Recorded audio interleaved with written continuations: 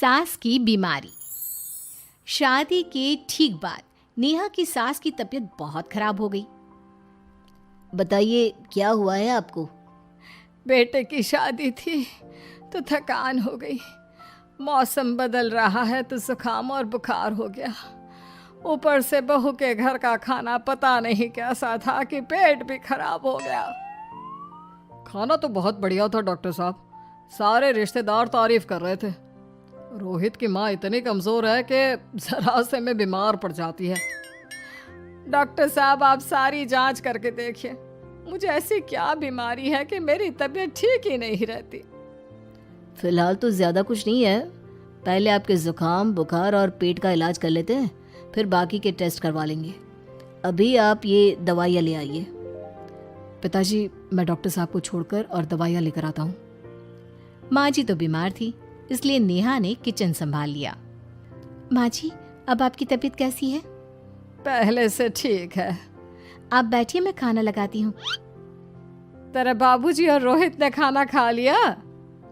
रोहित तो टिफिन लेकर ऑफिस गए हैं माँ, और बाबूजी ने खाना खा लिया है। आप शुरू कीजिए। यह क्या, खाने में इतना तेल इतने मसाले? अरे अभी अभी तो तबीयत ठीक हुई है मेरी, तुम क्या मुझे वापस बीमार करना चाहती हो? नहीं माँ जी, ऐसा नहीं है। क्या हुआ? देखो ये बहू ने कैसा खाना बनाया है। खाना तो बहुत ही स्वादिष्ट था। अरे मैं ये खाना खाऊंगी तो बीमार हो जाऊंगी ना। ओह हाँ, बहू को अभी पता नहीं ना तुम्हारे बारे में, रोहित समझा देगा उसे। देख बहू, अच्छे से समझ लेना कि इस घर में कैसा खाना बनता है। हाँ माँ जी, मैं समझ लूँगी, लेकिन अभी आप कुछ तो खा लो। ये खाना खा लूंगी तो कल का खाना खाने के लिए बचूंगी भी नहीं। सास की बातें सुनकर नेहा उदास हो गई। उसने रोहित के घर आते ही उससे माँ जी के खाने के बारे में पूछा। आज माँ जी ने मुझे खाने के लिए बहुत बुरा भला कहा। माँ को मसालेदार और तेल घी वाला खाना सूट नहीं करता, वो बीमार पड़ जाती हैं। ऐसी क्या बीमारी है माँ जी को? पता नहीं, आज तक कई डॉक्टरों को दिखाया, कितने टेस्ट करवाए, लेकिन कोई बीमारी पकड़ में ही नहीं आई। नेहा को कुछ समझ में तो नहीं आया, लेकिन उसने अपनी सास के हिसाब का खाना बनाना सीख लिया। माँ जी आज तो खाना ठीक है ना? खाना तो ठीक है, लेकिन ये मुआ रेडियो क्यों चल रहा है इतनी तेज आवाज में? वो माँ जी मैं अकेले काम करते करते बोर हो रही थी ना, तो टाइम पास करने के लिए चला दिया। तेरा इस टाइम पास के चक्कर में मेरा सर दर्द से फटने लगा है। तेज आवाज से मुझे माइग्रेन हो जाता है। सॉरी माँ जी, मुझे पता नहीं था। तुम्हें जब तक सब पता चलेगा तब तक मैं तो भगवान के पास ही पहुंच जाऊंगी। नहीं नहीं, ऐसा मत कहिए ना माँ जी। अब मैं कहीं भूख से ही ना मर जाऊं। खाना मेरे कमरे में रख दो। बेचारी नेहा, उस दिन उसे बहुत दुख हुआ। नेहा तुम रो क्यों रही हो? आज माँ जी ने मुझे बहुत बुरा भला कहा, मैं तो सिर्फ रेडियो सुन रही थी। ओहो, तुम माँ की बातों का बुरा मत मानो, उन्हें तेज आवाज से सर दर्द होने लगता है, दर्द की वजह से बोल दिया होगा कुछ।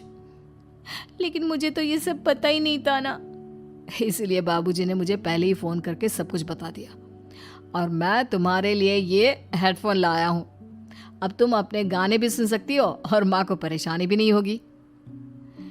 ये सिर्फ एक बात का हाल है, लेकिन माँ को तो हर चीज से परेशानी है। अब क्या कर सकते हैं, माँ बीमार ही इतनी रहती है। लेकिन माँ को ऐसी कौन सी बीमारी है? तुम्हें बताया तो था, किसी भी डॉक्टर को माँ की बीमारी समझ में नहीं आ रही। अब तुम भी ये सब सोचना छोड़ दो, ये हेडफोन लो और अपने पसंद के गाने सुनो। रोहित के गिफ्ट से नेहा की एक परेशानी तो दूर हो गई, लेकिन उसके मन में कई सवाल खड़े हो गए। आज मैं देर से उठा हूँ या तुम जल्दी उठ गई? वो माँ जी को कल रात भर सर दर्द हुआ ना, तो जल्दी उठकर उनकी जगह मैंने पूजा कर दी। अरे वाह, अच्छा अच्छा, हे भगवान ये किसकी करामत है? ये तो माँ जी की आवाज है। चलो चल के देखते हैं। क्या हुआ माँ? अच्छा, यह घर में गुलाब कौन लाया? मुझे नहीं पता, मैं तो अभी उठा हूँ। माँ जी आप कल रात भर सो नहीं पाई, तो मैंने जल्दी उठकर पूजा पाठ किया। घर में फूल नहीं थे ना, तो मैं बाजार से गुलाब के फूल ले आई। नेहा, माँ को गुलाब के फूल की एलर्जी है। अब मुझे ये कैसे पता होगा? अच्छा, तुझे कुछ पता नहीं तो तू वही काम क्यों करती है जिससे मेरी तबीयत खराब हो जाए? रोहित के बाबूजी, ये बहू मेरी जान लेना चाहती है। माँ जी, मुझे ऐसा करके क्या मिलेगा?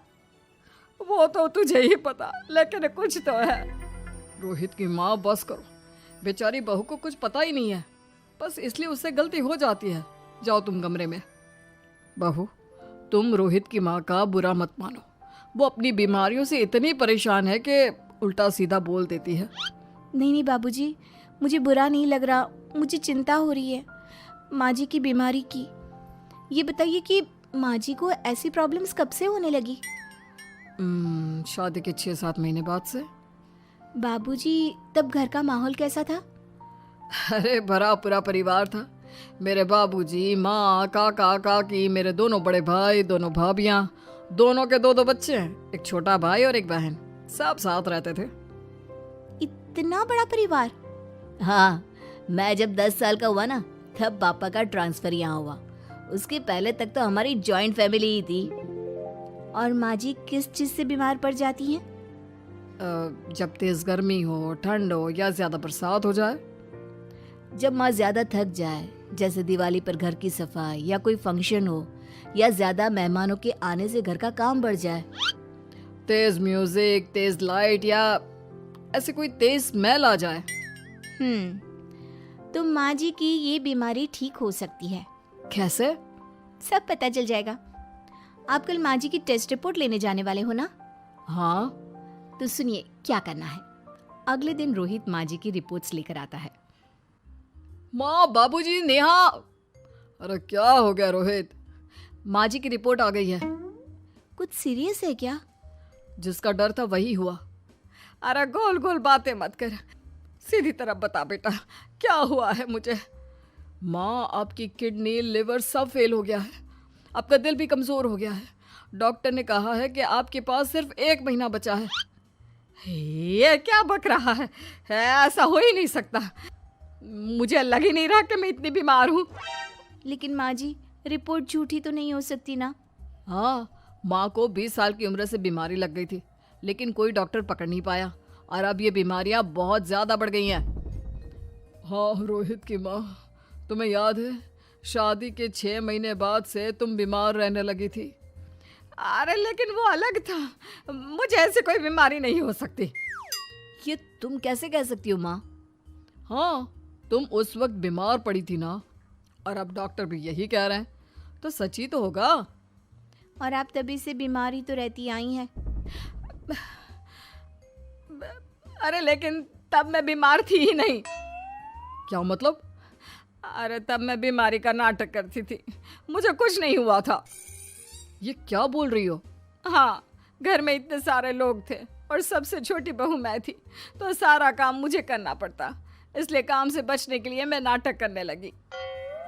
लेकिन आपको अभी भी वही बीमारियां होती है ना माँ? हाँ, अगर नाटक था तो ये प्रॉब्लम तुम्हें अभी क्यों होती है? इसका जवाब मैं देती हूँ। माँ जी कई महीनों तक नाटक करती रही, इसलिए इनके दिमाग ने धीरे धीरे इस झूठ को सच मान लिया और इनका दिमाग उन बीमारियों का एहसास कराने लगा। हैं? ऐसे भी होता है क्या? हाँ माँ जी, इसे प्लेसिबो इफेक्ट कहते हैं। जब आप बात बात पर बीमार पड़ने लगी तो मैंने अपने मामा से बात की, जो एक साइकोलॉजिस्ट है। उन्होंने बताया मुझे। तो ये रिपोर्ट्स?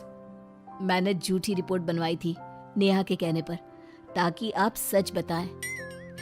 यानी मुझे कुछ नहीं हुआ? नहीं माँ जी, और आपकी इस प्रॉब्लम का भी सोल्यूशन है। हम किसी अच्छे साइकोलॉजिस्ट को दिखाएंगे और आप जल्द ही ठीक हो जाएंगी।